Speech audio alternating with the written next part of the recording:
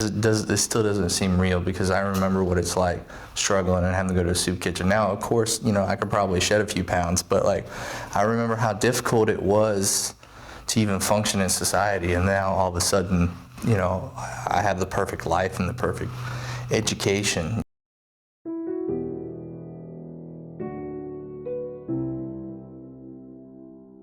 And when I saw those buildings fall, I was in 8th grade, and I was a little boy, and I was angry, and I was upset, and I wanted to do something for my country. And that's when, 8th grader Zach decided he wanted to make a difference in the world.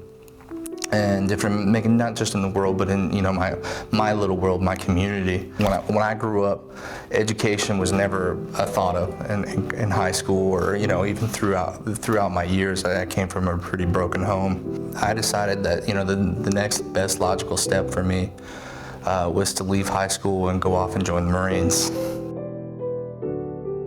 In 2009, I had already been a Marine for a few years, and I decided that I kept trying to volunteer to get on deployments because that was what I really wanted to do. Is I wanted to right injustice. I wanted to right the wrongs that had happened, and I wanted to protect the freedoms we have at home. Finally, in 2009, I deployed to Afghanistan, and it's a little rough. I don't really like to talk about things that I had experienced or went through, but in 2012, I got separated from the Marines. I was, all of a sudden, I was poof, you're out.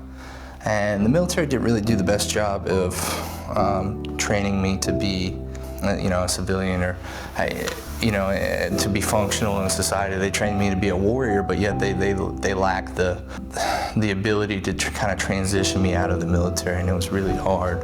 I didn't really have anywhere else to turn, so I went to Charlotte, and I was not doing well. I was angry and I was upset. Everything I had just experienced in the military was all of a sudden gone. It was really difficult for me. And I had a Marine buddy. His name was Brandon. He lived here with his girlfriend at the time. They're married now and have 2 kids. But he asked if I was doing all right, and I said, I'm not, man. And, I just try to take my life, and I'm not happy with the way my life has really turned out. And what he did was he said, well, I got a couch for you.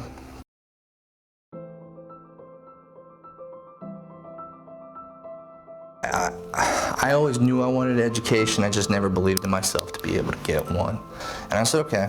So I walked through the registrar's doors, and I got enrolled in some classes, and I received a scholarship to be able to pay for my first semester at Pitt. And so I took that scholarship that I had to actually, use that all on the rent for that semester for the humana, right? And it's really funny now because that was such a big deal to have a real home, not transition, not sleeping on someone's couch, but the scholarship made it so I could use that money to help benefit me in school.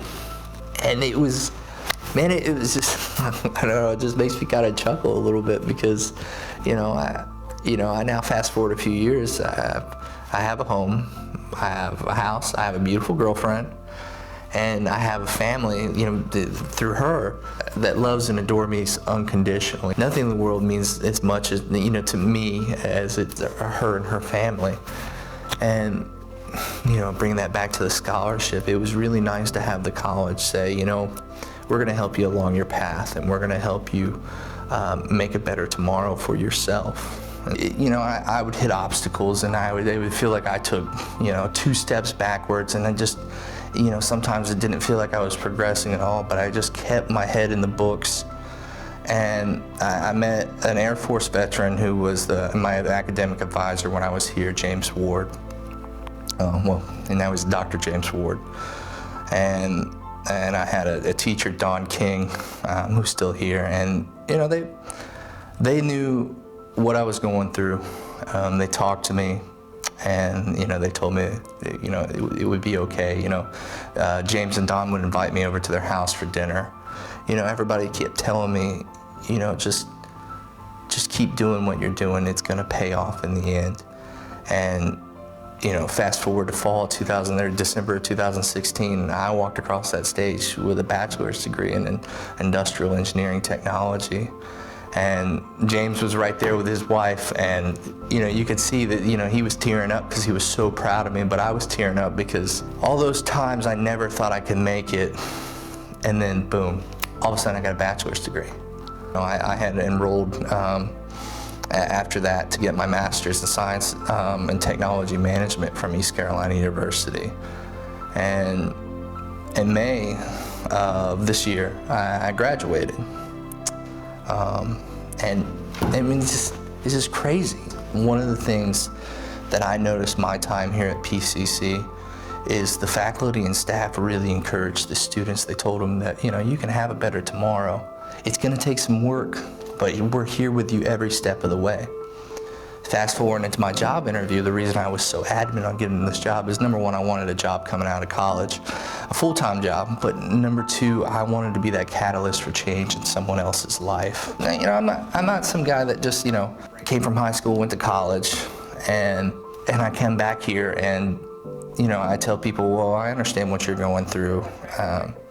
I actually know what they're going through. I see all these students here at Pitt Community College, and I see them as a younger version of me, and I want to be the same, the James Ward, the Don King, the PCC member or staff members that I had here when I was a student. My life really changed because of this college. Like I said, I grew up and education was not a priority in my household. And I got here and people encouraged and developed me into the person I am here. I could never be more thankful for that change and the donations and even Susan Noble's giving me a little $25 gas card so I could get to an interview, to start a job, to start work. It still is, it's like a dream, the life I live is because I work with good people. I work for a college that has a mission to make our community better. And there's no greater feeling than that.